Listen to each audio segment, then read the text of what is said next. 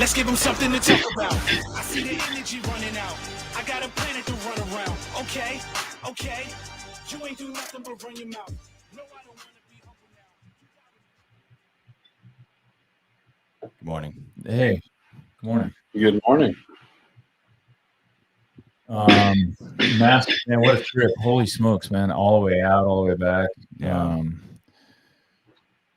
Difficult to fly to. Yes. Did you guys like it late again also? No. Or was it just mine? We were smooth as can be. Yeah.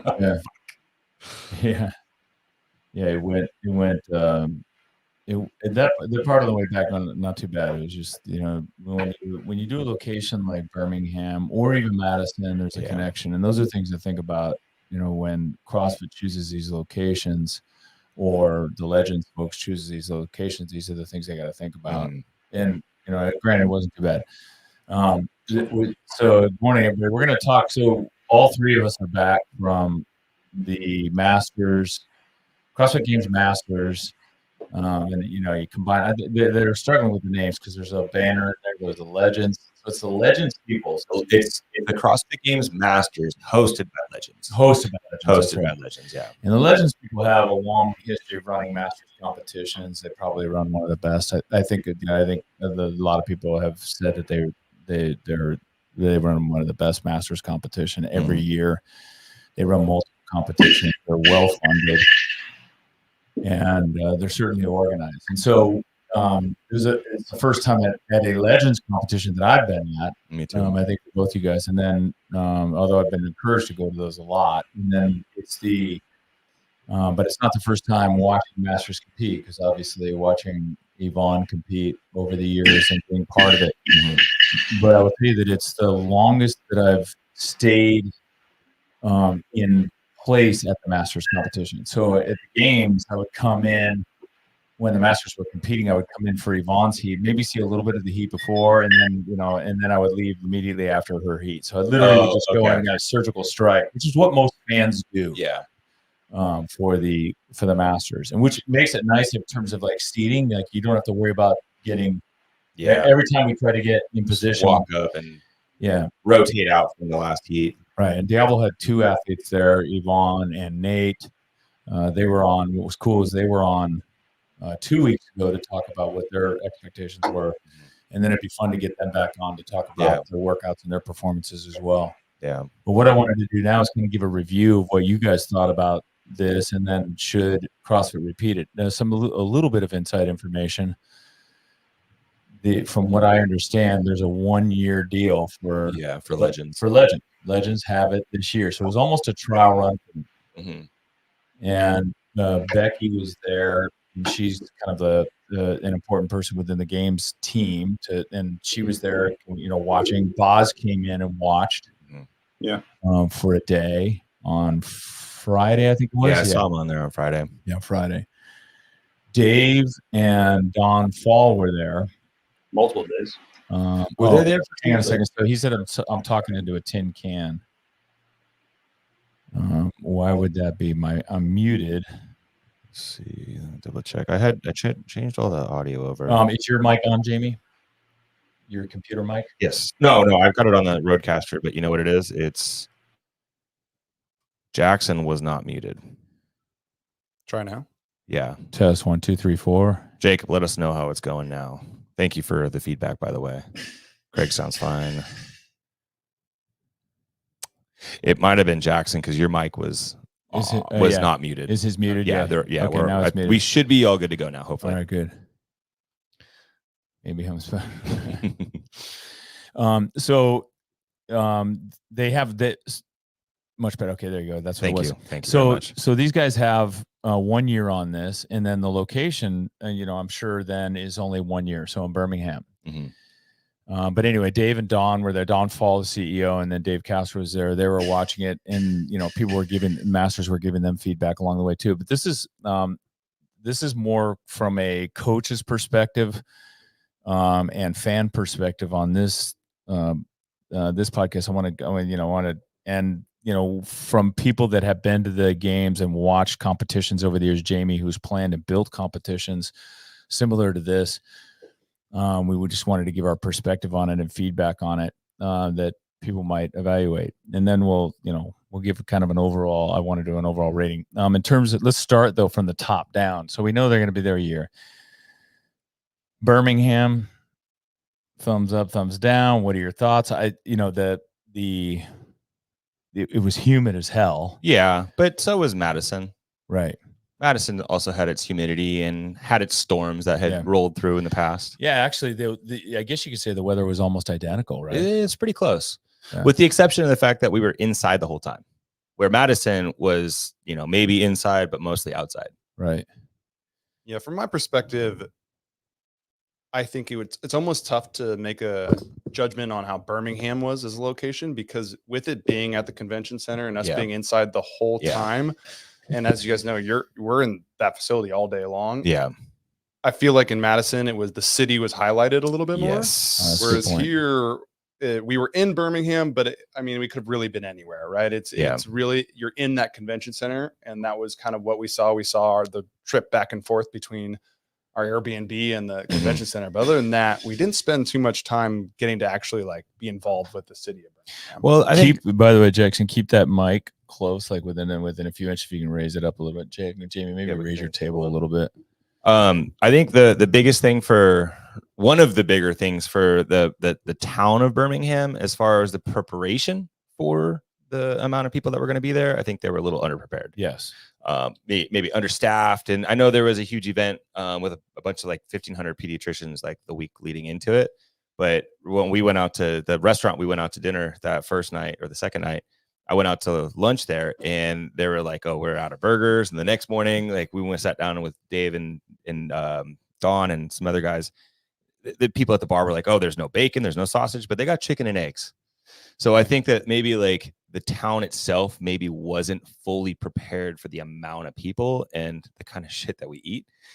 The coffee that was available, coffee shops were overrun, just understaffed. Yes. So down in the convention area, it's a nice area down there. It is. Cool little restaurants that looks like fully staffed and operating. It could be a happening little area. Agreed. And what was interesting is it was almost if those restaurants just didn't anticipate that there would be a lot of demand for them. Yeah. The hotels were great. Yeah. The local hotels, the Sheraton and the Westin, they were, they did what they could to handle the extra people. The local restaurants that were right there seemed to be unprepared. It was almost as if they were expecting the concessions within the venue to kind of take on a majority of the volume. That's right. Which those foods are. Yeah, concession foods are concession foods. You can't do that's the one thing with CrossFit is it's very difficult to control that, because typically when you take down a space like that, the space, when you rent a venue like that, having done rented venues like that in the past, the venue gets concessions and parking. That's a big part of their revenue. And so they control it, and they aren't going to tailor the food. They're just, they've got restaurants in there already that they're going to use. And so it's very difficult to bring in different food or encourage them to have different food. Yeah. So that I understand. And nobody gets pissed off, especially the athletes. The athletes bring their own food in, which was nice that they didn't actually check. But in terms of Birmingham, and even getting outside Birmingham a little bit outside of that area, there's some really good food there, Birmingham, but you had to really hunt for it. Good food, and also the people were super nice. Oh, the people are really nice. Yeah. The Airbnb selection was okay. As far as what was available going into it. What was available. We ended up in a really cool spot. We ended up in a condominium complex, and we took down 3 of the condominiums that were right next to each other. That was pretty cool. That was clutch. Cool. Yeah. It was super, super comfortable. Yeah. So can it handle it? Birmingham certainly can handle it. Is it? I did talk. Well, that was one of the things I asked Dave. I said, weren't the games thinking about coming here? And he said, yeah, they looked at it. And he said, the facilities are outstanding. Not only did they have that convention center, but right next door, attached to it, is a full-blown stadium. Yeah. A Coliseum type stadium. Really nice. But there were several stadiums. There was stuff all over the place. Yeah. There's 2 stadiums within half a mile. Yeah, but I think Alabama probably runs into the same issue as Fort Worth does, where if you're going to run the games in August, you're really running a risk of putting something out in a stadium and the weather not permitting it. I mean, it was hot, humid, and then during the day was just lightning storms. Crazy rain too. Yeah, so it was really unpredictable weather while we were there. Yeah. So that's probably another reason why the facilities are there, but whether that's the ideal location to get access to That's them, a good point. Yeah. They did have one event that ran outdoors, which was the run deadlift event. That ran most of the day. No, I didn't hear any complaints for anyone. And I think it's primarily because you came into that when you came into that venue for your deadlifts, it had to have felt cold and refreshing. Yeah. Nate was saying when he ran out the door, it was like hitting a wall. Yeah. Like as soon as you pass through, it'd just be a heat wall that just slammed you. And like a thermal layer. Yeah. Yeah. So there was some relief coming back into the building every single time when you hit through there. You're like, okay, all right, at least I've got the cool down air for me waiting for me at the deadlift bar. Yeah. Nate Wantada is in the 50 to 54-year-old division, a tough division. Yeah. And how far was their run? 800 meters? It's 6, right? I said 600, okay, but 600. based on the times they were running in at, I mean, they came in at like 2 flat. Yeah. Oh, so okay. Yvonne said her 400 meters seemed short. Yeah. Yeah. I don't think it was quite, but I mean, anytime you go, I don't think I've ever been to a competition where they had a labeled run. Well, it's like the 5K last year at the games. Yeah. Right. It's the essence of a 5K. Yeah. The intention is there. The intention is there. So, but the athletes weren't like, there were no issues with the heat, or the weather at all for the athletes. Yeah. And the convention center stayed cool the whole time. It was almost cold in there at times. Yeah. Transportation in and around the city Uber was a piece of cake. We rented a car. Parking was plentiful. There was a ton of parking. So all in all, the venue for the Masters, if they said they were going back there, I don't think anybody would be disappointed if they were going back there. Maybe not disappointed, but feedback in terms of the town. As terms of the town, the town. Yeah, as far as facilities go, I got thoughts on that. We'll get to that. Yeah. That's our next topic. So the venue itself was a massive convention center, a beautiful convention center, with like 50-foot ceilings in there, 40-foot ceilings. Probably 40, yeah. I mean, just big and open and spacious, clean. And they probably had in that area there 5 to 10, probably 30,000 square feet in that main room where they had the 3 where floors. all the where all the events were. Yeah, I'm thinking 30,000 square feet. And the 30,000 square feet had 3 workout Probably areas. bigger than that, actually. Yeah, maybe 40, 50,000. I mean, if you think about this space as 12,000 square feet, it was probably closer to 60. Yeah, maybe 60,000. Because each venue, so each workout area had 15 lanes. 20. 20 because they had 20 on each side. Yeah, 10 on each side. Yeah. So they had 10 lanes. So it was 10 lanes square.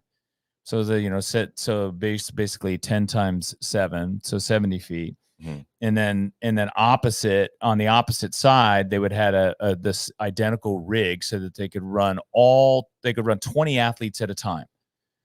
Now, in the younger age groups, starting with Nate, where they had more athletes competing, they had to do multiple heats, right? Correct. Yeah, I think Nate was 30 in his age group, so they were splitting at 15, and then every age group below, I think 40 was the most. Yeah, so right. the 35, 39s had 40. So at the most, they had 2 heats. 2 heats, yeah. Okay. So but what they did was they had all 3 workout areas on the main floor, and they were separated by about I want to say like 30 meters or so, or 50 meters between each one. And you could see, and they had small sets of stands, bleachers. Like 3 or 4 rows. Yeah. 4 or 5 rows of bleachers. Yeah. 4 or 5 rows of bleachers on one side in every one of those venues. Every one of they called them floors, workout floors. And it was, when I walked in, I'm like, how are they going to do this? How are they going to pull all this off? And all day long, they pretty much had heats of athletes going all day long on each one, different age groups doing a different workout on each one. And it was pretty freaking neat. And there was no sound overlap. So in other words, you didn't have to worry about one group of athletes hearing 3, 2, 1, go, or Yeah. our time's up or 1 minute left.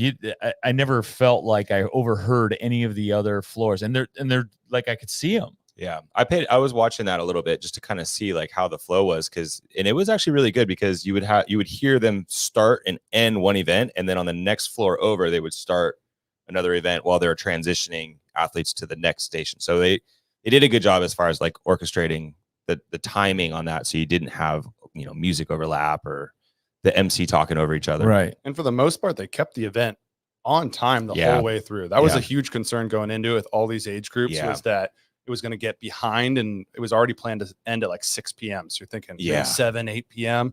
They kept it really They did, tight yeah. the whole time. I think it got 10 minutes behind at one point, but that was it. They made up pretty good on that. Yeah. Left a little buffer so they could clean it up.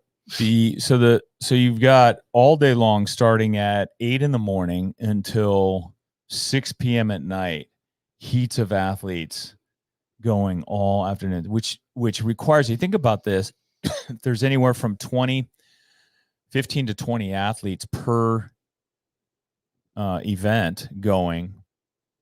You've got judges for each one of Yes. those. In some cases, 2 judges. Yeah. For each athlete. And then you got volunteers moving bars in and out. You start to do the math on this, and you've got to have, probably 200 to 300 support people working every event throughout the day. So hats off to those people, right? We went in there when we got in there on, I got on there on Wednesday. Everything was all set up. So they were all set up, ready to go on Wednesday for the briefing. But that's a tremendous amount of execution, and there's some small stuff we'll talk about in a little while with respect to the execution. But overall, when you think about, if you've ever run one of these events on a smaller scale, you know how challenging it can be. Those guys pulled this off, and like Jackson said, they never really got behind. And if they did get behind, they let you know kind of right away. The athletes know. So that made it easy for coaches who are coaching athletes when to warm up, when to be ready. Was there a long From wait? a timing perspective? Yeah. Was there a long wait from when? What was the average wait time from when they called the athlete out of the warm up area to them being on the floor? It was like 15 to 20 minutes. Yeah. There was only one event where I felt like it was kind of a long delayed, long and that wait, was when yeah. they were swapping rings, heights on the That's rings. right. That's right. Oh, That shit. one maybe could have been planned a little better, not to have the guys and the girls going so tightly together. Yeah. That needed a little bit more time, but other than that, it was pretty. I felt like Nate was able to be on a bar in the warm up area and then step into line, and they had him out going pretty shortly after that. They walked out and they would stage and kind of hang out behind that curtain for like 10 minutes until the finish of the last event. But they didn't really keep him back in the warm up area too long. It was like they were in that staging barricade for 5 minutes or so once they got everybody there, and then they would walk out and wait until the event finished. So yeah, maybe 15 minutes for Yvonne at the most, because she didn't have that ring workout. So there was no like anything other than that. It was all pretty consistent. So the 2 oldest age groups didn't have two workouts. They didn't do 2 workouts that the other age groups did. They were done on Saturday. Yeah, they were. Oh wait, no. Yeah, 70 plus was done on Saturday because they didn't do the last workout. But Yvonne's age group didn't do. She didn't do the standard, yeah, which was the snatch, muscle up, clean and jerk, snatch, muscle up workout. That's correct, and the overhead squat workout, and the overhead squat lunge workout. Yeah.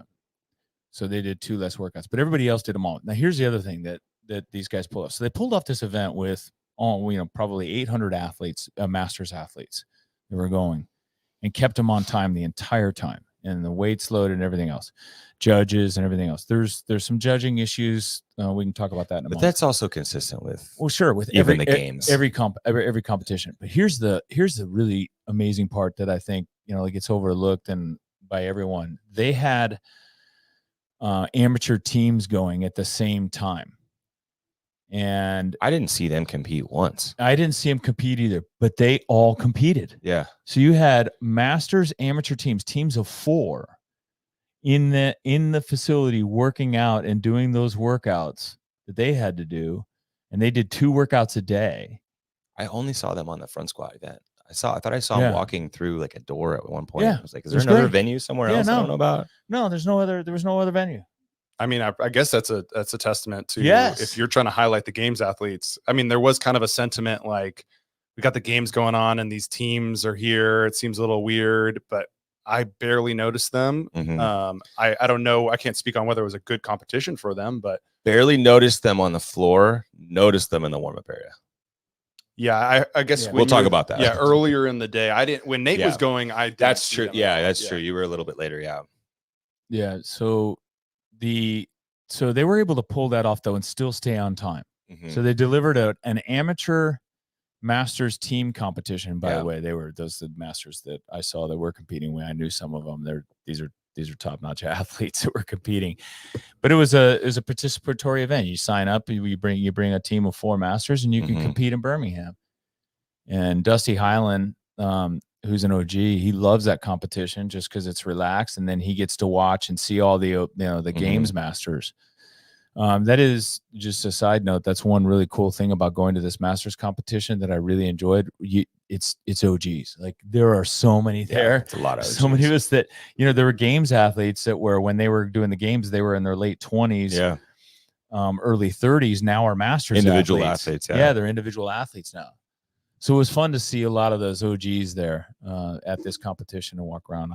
I was laughing because in the warm-up area, they had that TV running with like regional team workouts from 2015 and like a crowd of people over there reminiscing about the old days. Oh, I remember this event. I was thinking, I was like, oh, is that the live feed? They're like, no, those are the glory days. This is 10 years ago. Those are the glory days. Back in my day. Oh, that's so funny. Yeah, hey, where's 2013? So the volunteers were amazing. The teams went. That was cool. Schedule stayed on time. What's your guys' overall impression of the judging at this event versus, say, judging regular games events? Like, above par, below par? I would say it was generally probably consistent with what we have seen in the past. Okay. I mean, if you think about it from what was it, last year, the year before, 2 years ago with Yvonne on the ring muscle up workout. Remember how long they had her hold that rep? They held her up there for at least 30 seconds just to lock her elbows out where they were clearly locked out. Right. Myself, having competed on the team at the games multiple years, we've always come into some form of a judging issue where they lose count on double unders. Like there was one time Whitney did an extra 30 double unders with a weighted rope because the judge clearly lost count. Yeah. Misunderstanding on how far down you have to come down on the ropes. So I think this is what we get while we have volunteers judging, and I'm super grateful because we wouldn't be able to do it without them. But if we really want to have the judging come to a certain standard that we'd like to see, it's going to have to come down through some professionalizing the judging aspect. So where they're licensed and they're paid for judges. Yeah. And I don't know that they weren't paid. They might have. That's true. They certainly might have been paid. Not saying that it was bad. Yeah. Just I didn't. It's consistent with what we've seen in the past. I didn't see any like gross errors. No, me either. And I didn't hear of any gross errors. There were some things that judges did differently from lane to lane in terms of requirements of where equipment had to be. Yeah. And some of it wasn't necessarily the judge's fault. No. For example, on the snatch event. No, on the wall ball event, whereas wall balls, 75 wall balls into 20 shouldered overhead, into the box step overs, into the snatch, and then back to the wall balls. In the 60 or the 70 plus division and the 65, I think the 65 plus division, they didn't have, or 70 plus division, 70 for sure. They only had to do step overs, not dumbbell step overs. And a few of the judges weren't aware of that. Yeah. They probably were. It's likely they were told so they knew the workouts ahead of time, but they were likely told, oh yeah, that's right. 65. And when you got and I've seen the main judge does the debrief with the judges, the quick debrief before they go out there. I saw him in the warm-up area do that. Man, it's hard to hear everything. And if you're a judge, you're just as nervous as the athletes because you don't want to fuck anything up. Yeah. And so it's easy to understand how that might have happened. Fortunately, like all of those issues were resolved right away. Yeah. quickly that, someone screams from the sidelines or the athlete goes, no, here's how it's supposed to go. Mm-hmm. Or the judge looks over and goes, wait a minute. This Everybody is- else yeah, at the athletes let's do what they're doing. Yeah. Now, if I am going to pass just a little bit of criticism on the individuals running the event, there Yes. were inconsistencies on our initial briefing on the workouts, Yes. or even go back to when the workouts were originally given to Yep. us, then changed There at were the some event. changes. Then the briefing that we got, some of the standards were then changed throughout the event. For example, they originally told us on the front squat, you had to have your hands on the bar in a front rack position. You Yes. couldn't cross your hands. over. And then later on in the event, there was people crossing their Yeah. hands over. And I'm sure at some point, the athletes were told that they could change it, but maybe with the judges, that's not communicated as well. So Yeah. as a coach, if I'm confused on the standards, then certainly I may not be the only person. Yeah. That happened a few times. So they changed one of Yvonne's. There was a few changes. The few changes they did on the fly. The muscle up. oh one. yeah, that's right. Yeah.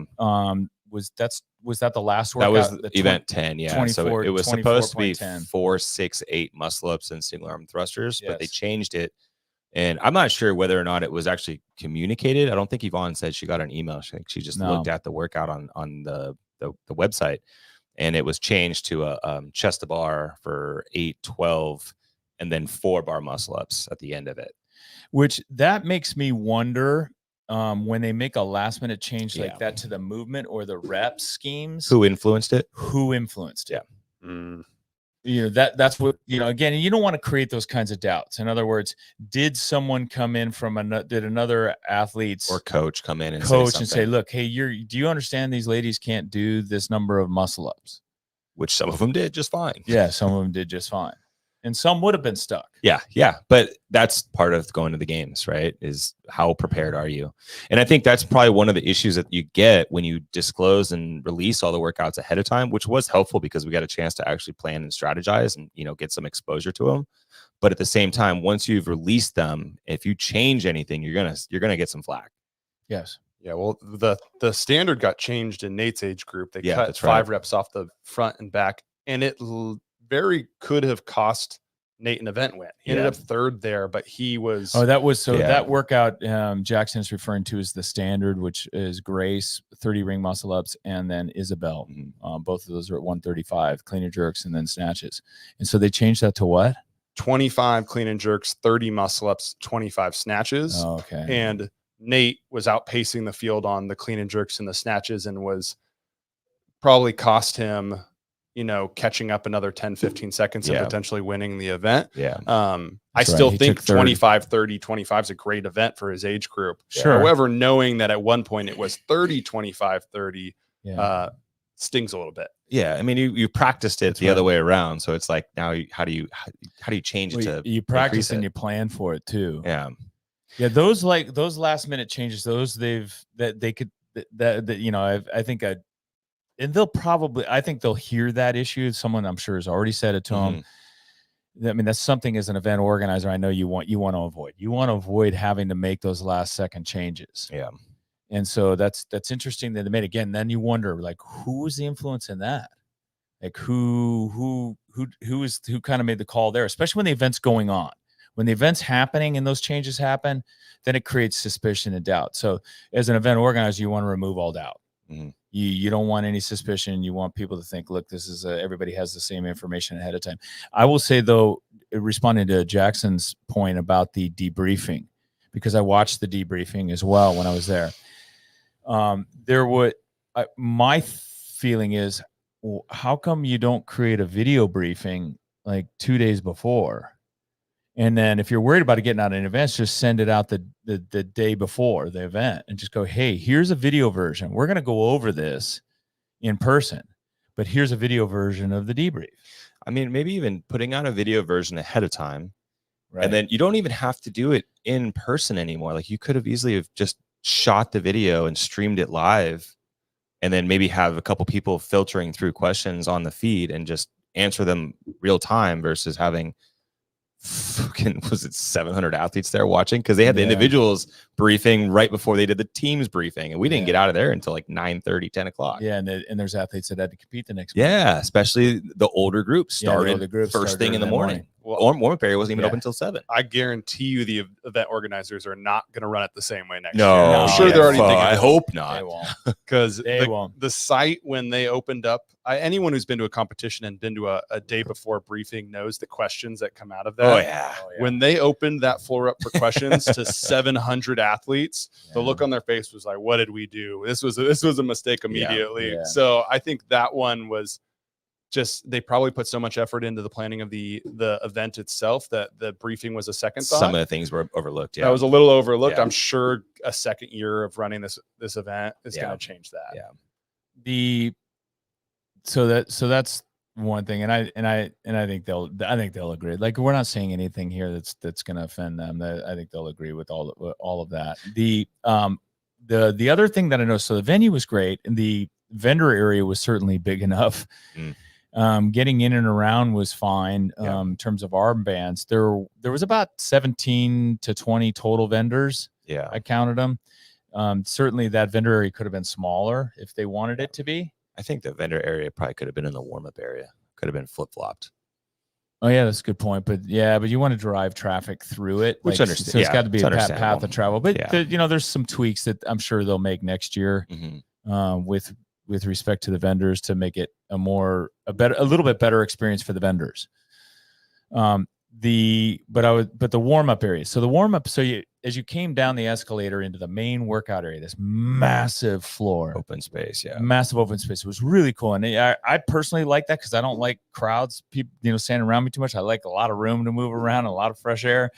And that was really nice to be able to just kind of, it felt festival-ish.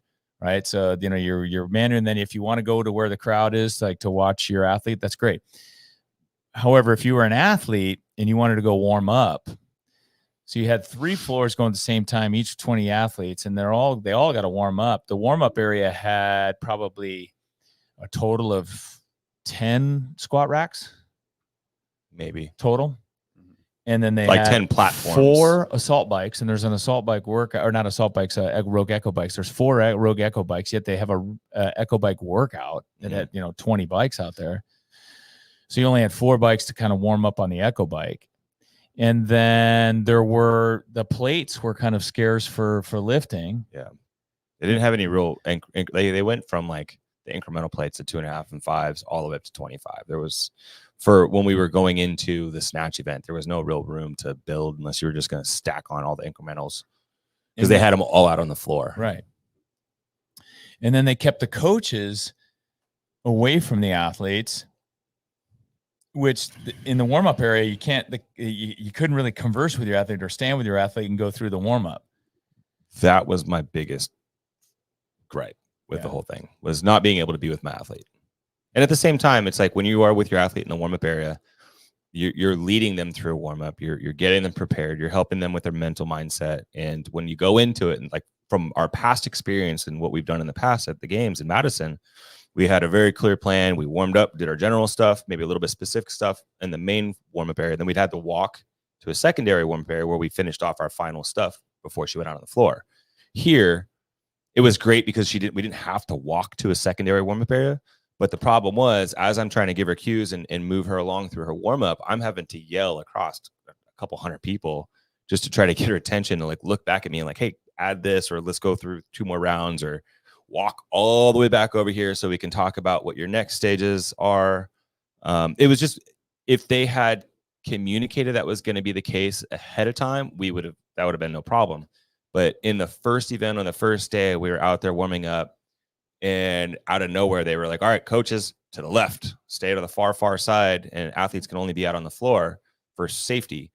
And it was just too crowded. There's just too much stuff. And I think that was an afterthought once they saw how many people were actually out there in the warm-up area. And it wasn't until the next day after I gave them some feedback, and I don't know if it was me that made them do it, but they opened it up so we were able to actually walk around the outside of the perimeter of the warm-up area. But still, it was just, that was my biggest issue. I think that one too, there was no shortage of discussion around it. I think that's one they'll fix for next year. They'll get that because that's a really easy one to remedy. Yeah. and they probably didn't anticipate that they would need that much room. And they probably figured, here's how many athletes are going to be going in the heat, and they, they should be, It was almost though as if they didn't consider the teams Yeah. at the same time. And like I get why they wanted to have Perhaps. the teams, and Yeah. it's cool to have the community event, but the individuals qualified to be there. And when you're calling the individuals up to stage and then make them stand around while then they call the teams to come up to stage, it was just, I just felt like it was just, it didn't make it as special. It took away, well, and you got to remember, here's why I think a lot of games athletes were upset, because they've been there before to the games where you're by yourself, and CrossFit puts them separate, and the only other people that are there competing are individual games athletes and individual team athletes that have qualified. So you have a group of athletes that are in teams that haven't really qualified. They just signed up. And so it gave this perception that it wasn't as special for the individual games athletes, especially if you've been to the games before. That said, after a couple days, of watching these athletes come out, there was everybody knew who the games athletes were, and everybody was just in awe of what they were seeing. Yeah. So they'll fix that. I think that's one they'll fix is the warm-up area. How did you guys feel about the workouts themselves as tests for your athletes? I thought they were good. Yeah, I thought the programming overall was really, really solid. I had no complaints.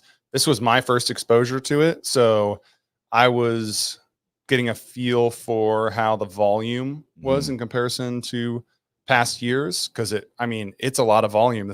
Those days of competition, especially in Nate's age group and down, they were doing basically 3 workouts a day, and they were real workouts. There was no, really light on the body workouts throughout the whole thing. But I think that's just the nature of it. Like I said, I haven't seen past years as much as you guys have. So to me, it was a little bit shocking, but I think that's just the nature of going to the top CrossFit competition in the world. Yeah. Go ahead. I would agree. I think the programming was really well-rounded. I think if there was anything that was maybe missing, it was anything longer than like 20 minutes. Right. But then again, we never really see anything long. I mean, like last year we had the 5K. Year previously we had like a lift going into like maybe a 15-minute workout. So like as far as time on the floor, the longest workout we had an 18-minute time cap. And I think majority of our athletes finished around 13, 14 minutes in that workout. So there wasn't a lot of DNFs in the run deadlift workout. Yeah. I will say in past years, the games have always been a competition that opened up the programming to a little bit more unique flair. Yeah. And that really was kind of missing in these. They were very traditional CrossFit workouts. Strongman wasn't heavily implemented. Endurance wasn't like really true, and monostructural endurance wasn't heavily implemented. Nothing really outside of what they could do on a pretty limited floor plan, was considered. So they had the sandbag carries, which would be like the only thing outside of the normal thing that you would see in like an online competition, like the quarterfinals or semifinals. True. Yeah. So it's a little bit of flair there, but it definitely, this programming, most of these workouts could have easily been pulled from the games and put it in any other competition. Yes. And it would have fit in no problem. Yeah, for sure. They were, I felt like they were good CrossFit workouts as a spectator. They were fun to watch. They were like, it was exciting. You could tell where everybody was, who was doing what. And that made it really cool. The one, in terms of the execution of the workouts, I think they had a policy there for the athletes that every workout starts and ends on the number. So you stand on the number that's next to the rig, and then you go out, you do all the work, and then you come back and finish. That made it a little bit challenging if they finished the work farthest away from the rig, and then they had to run all the way back to the rig. I'm not sure how good the judges were able to see that they actually were in there, in around their number. The judges were using stopwatches. They're back, but that said, they did have backup timers, so they had a timer running as well. So if the judge, for example, screwed up, they just had to look up and see the timer as well. So I didn't think there were really any discrepancies with respect to how the implements they use to score. That's, again, it's challenging. You can't put chip timers on. I don't know. Chip timers on 300 athletes, resetting chip timers and all that stuff. Chip timers are, I mean, I'm sure it's not cheap, right? No, Especially to have that's three right. different That's a good floors point. using chip timers. Yeah. But also how it was set up, right? Because they were all on outside and they would race inwards. So if they all raced inwards, like then you have to have like 2 sets of chip timers because you're not starting on the same side and ending on the same side. Oh, that's a good point. So I mean, like it was unique and it was cool. I mean, I think that was fun to watch. But I think that from a judging standpoint, I think they probably should have just said like, and your last rep is done. Yeah, your last versus like having to race back to get to the finish line. Finish. Yeah, because if you don't have a chip timer, it doesn't matter that you're back there. You know, it matters when you get that last rep done. Yeah, you could also easily do like a touchpad on the finish mark. Oh, that's a good idea. Yeah. So when there's just a touchpad, so when your foot hits it, it catches your time. Time. That's not that expensive to do. No, that one's pretty easy. Yeah. Or even like a pylon, like you just come up and hit the pad on the pylon, so nobody accidentally steps on it. That's a good idea. Right. Timers for that. Write that down. It is. But that one you can reset, and you could, you know, it's just like swim team. Yeah. You know, we did it with our community swim team. Yeah. They do it all over the place. It's pretty easy to do. Yeah. Interesting. I like that. The workout, but and I will say again, I really like the workouts, and I thought they did a good job with it. One observation or one kind of piece of inside information when we did get a chance to talk to Dave briefly, he said that I said, do you guys, you know, do you have input into the workouts and what they're doing? He says, no. He goes, we get a chance to look at them, and then we get to offer consultation, but we don't get to like change their workouts. So we give them feedback. And he said the feedback we gave them was to scale it back. And they did. He said the volume before this was larger. And that volume was pretty. That sounds pretty consistent. It was a fair amount. It sounds pretty consistent too from when you look at the semifinals, because they talked about it in their podcast, how they had certain things planned and they ended up having to bring some stuff back based off of CrossFit's feedback. Yeah, and I like that. That's it's great. How they executed the snatch ladder, and I think this is one that they'll learn from. I'm sure they heard from. I hope they learned from this one. So it was a 2-minute snatch ladder. There was 2 bars out there, but there were 4 lifts you had to do, which means you had to change weights. Yeah. And so what it became a battle of was strength plus your ability to go out, take a collar off of one of those rogue collars, those snap collars. Plus, for some of the age groups, they had those smaller rubber weights that are really tight on the sleeve, on the barbell sleeve. So it was a battle of like taking that off and then making sure that you're putting on the correct weight. Yes. Yeah. So Nate walked out there. He's in the curtain, right about to walk out on the floor, and they go, "Okay, guys, first barbell, red, green off, black, green on." And he was like, "What?" He's like, "That's the plate order." Yeah. And you're sitting there getting hyped up, ready to do a snatch ladder, and they're just yelling color combinations at you. You're like, "Okay, remember that out on the floor. It's red, green, black, like black, green." You're sitting there on the kind. We're trying to. I'm watching the event before, trying to figure out what the swap of plates is, so I can yell it at him while he's out there. And that is a mental game to play as well as a physical one. Huge. You know, I think about Nate, because Nate, if this was his first games, he's in the 55th, a really tough age group, and he did really well. But when I saw him like in lining up, and then in the area, the staging area, and then going out there, when he came out to the floor, he's just like this, deer in the headlights, a little bit wide-eyed, and he you know, he all he wanted was someone to tell him, pick up that bar, pick it up again, do some of those, go back over there. He was so nervous, and with the, like, when you first time you go to the games, and his age group especially, it was like 4 or 5 deep around the perimeter of that place. It was loud when he was going, his group was going. It's scary, and you know you're the only ones out there on the floor, and people are watching you. You get nervous. Yvonne's pretty comfortable in that role now, doing it as long as she has. I'm sure the contrast between Nate and I, who are both first time, his coach is a first time games coach, and he's a first time games athlete, compared to Jamie and Yvonne, who've got this background. I'm sitting there like, just pretend like you know what you're doing. Like, fake it till you make it. Till you make it. I'm saying that to Nate and thinking at the same time to myself, just fake it till you make it, man. Oh, that's awesome. So I looked at the logistics of and I started thinking about it when the athletes were out there, when in Yvonne's seat. I'm like, wait a minute. So there's 10 barbells on one side and 10 barbell, or I'm sorry, 20 barbells on one side because each athlete had 2 barbells and they had to change weights, twice. Yeah. So for a total of 4 lifts.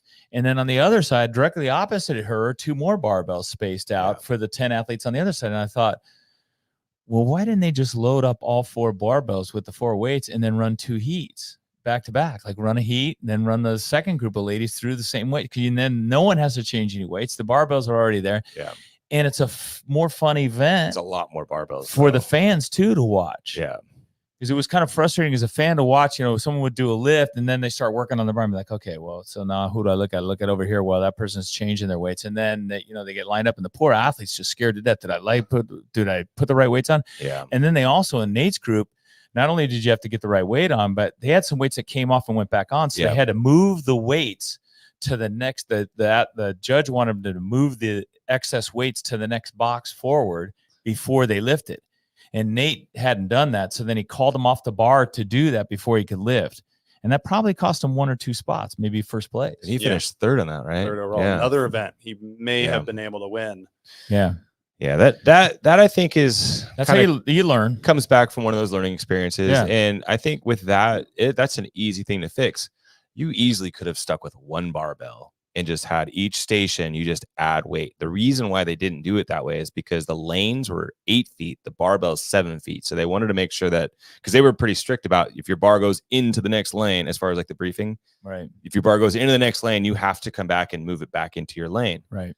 But it's not like in a stadium or a coliseum where you have only X amount of space to put the floor out. They had so much open space. If they just made each lane 9 feet, they could have accommodated way more people. We could have had faster races where you could see them moving and progressing barbells forward for every event or every workout,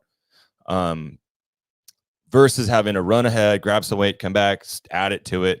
It's 4 barbells. They had like 4 different weights, 2 bars for 2. I just seemed a little excess. It was. Yep, it was. So, but I know they got that feedback because everybody, I mentioned it to Dave Castro and Dave said, yeah, he heard about it. So it's, and again, that's one of those things where that's an easy fix for them, and they're going to fix the obvious stuff. What did you guys think about? This is one thing I wanted to ask you about. So, because Yvonne appealed 2 results. Mm-hmm. One was kind of iffy, and then the other one was that was the final. So the first one she appealed was the snatch event. Oh, that's right, because she stepped forward. And over the line. In the briefing, so the boxes were really tight. Yes, and in the briefing, they were very specific about you cannot go next into the lane next to you. Right. They didn't say anything about moving forward. And with that event, she lost a little time because she kind of moved ahead a little bit too soon, right? She didn't do the 2. She went ahead to start loading up the 1 after the first set of 2. And when we got back, I just, let's just throw an appeal in. It's not going to hurt. We have two appeals, and they didn't brief on it, so let's just throw it out there. Didn't go through. But the second appeal was in the final event. They didn't give her any bar muscle ups. She got 3 of the 4. They didn't give her any of the bar muscle ups, so she ended up last in that event because of that. And once we went through the appeal, we walked down and tried to talk to somebody in person, because this was like after they had already broken off and started doing drug testing. They've already announced who the final is, like what placings everybody finished at. And I was actually really impressed with how they handled that adjustment and corrected it. I mean, thankfully you had a video from broadcasting it live to our Facebook group, but being able to hey, here's the 3 workouts that she got. They were right on it. And I think that was a really big breath of fresh air for that event. It was nice. Yeah. Not a published appeal process that worked, and feedback came back quickly on the appeals. Yeah. I'm trying to imagine how many appeals they would get. Oh, yeah, so much. But when we walked down there, Tony, the guy that was running the events, he was like, "Oh, you're Yvonne, right? Yeah. We're just reviewing. I was just texting you back, and it was awesome. Yeah, that's great for as many age groups. Yeah. Jackson, did you guys do any appeals? No, we had no judging issues across the board. Yeah, that's impressive. That's awesome. And for Nate, it's a lot of reps. Yeah, Nate, I felt he got no repped on the things he should have been no repped on, and the things that were close, the head judge was right there, kind of giving him a warning on the movements, and he cleaned them up. So across the board, for his personal experience, judging and execution was done really well. Yeah. The judges looked like they were confident. Mhm. No one looked nervous. They were all, they had them lined up really nicely. I mean, that one sends a real positive message when they're lined up like, soldiers, and they come out and they go to their particular lanes. And then there was always a head judge present in every event. And the head judge was wandering throughout and talking to the judges as they were judging to make any corrections or adjustments.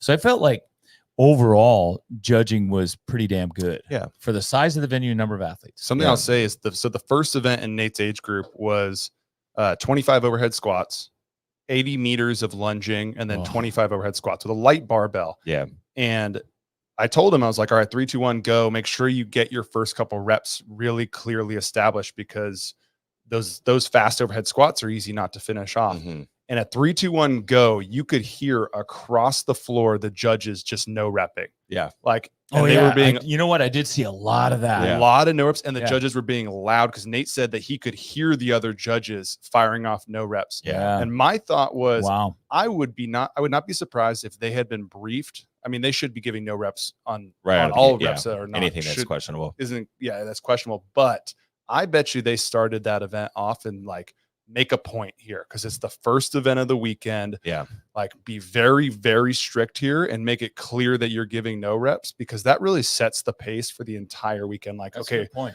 we're not getting away with anything here. Yeah.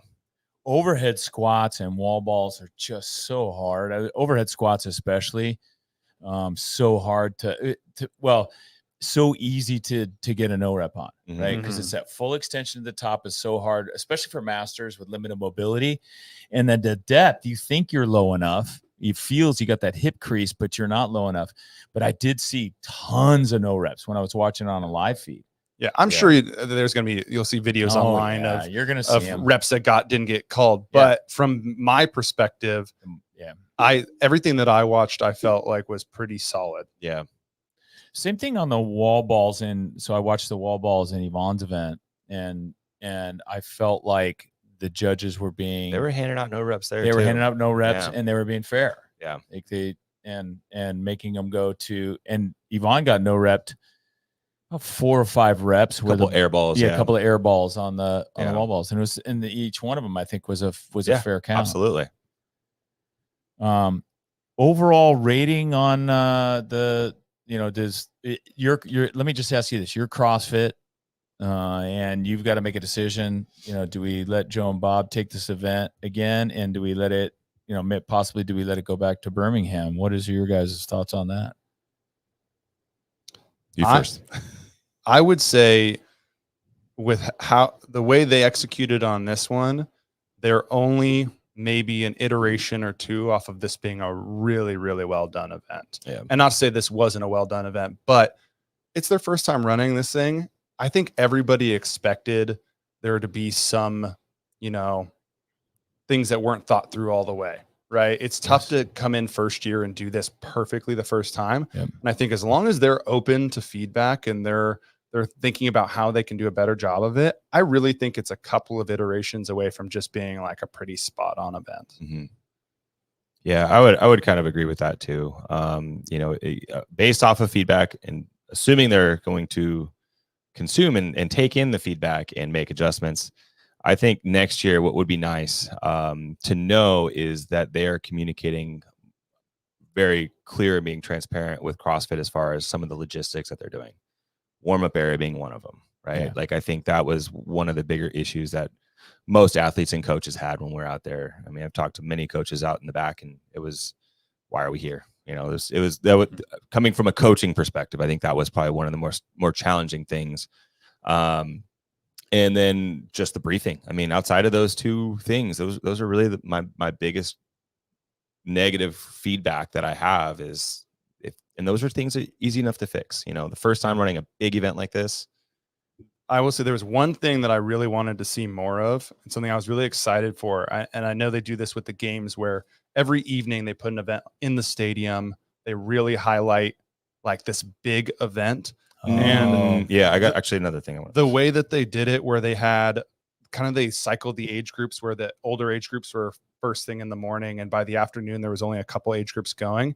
I would have loved to see them spread it out a little bit, so the age groups aren't going every 2 hours per event. They get a little bit more time. Yeah. But then by the last event of each day, if they could set it up so that it's just one floor left to go, and every age group does one workout on that floor, because then it would be every single night. Oh yeah. There's like something that Kind of really, like they did on the that final draws event. us in, that Exactly. draws the crowd in to watch it yeah, together. because that last day, that floor had so much energy to it. did. And I feel like we probably could have done something like that every night. Oh, that's with interesting. one floor Yeah. going. Yeah, every so age group. what Jackson's referring to is on Sunday there was only one event and in one floor, and so all of the age groups, went through that that one floor or that one workout back to back to back to back, and a lot of people stayed. It was really exciting to see right from the beginning. The 65 to 69 group, then Yvonne's group, and then we were there and we hung out until Nate went. It was just By the time Nate went, it was fun. packed. Yeah, that would be that That's would be a really good good idea point. for them, is to draw it all into the one floor at the end every day, and you draw more fans in to watch it. Yeah.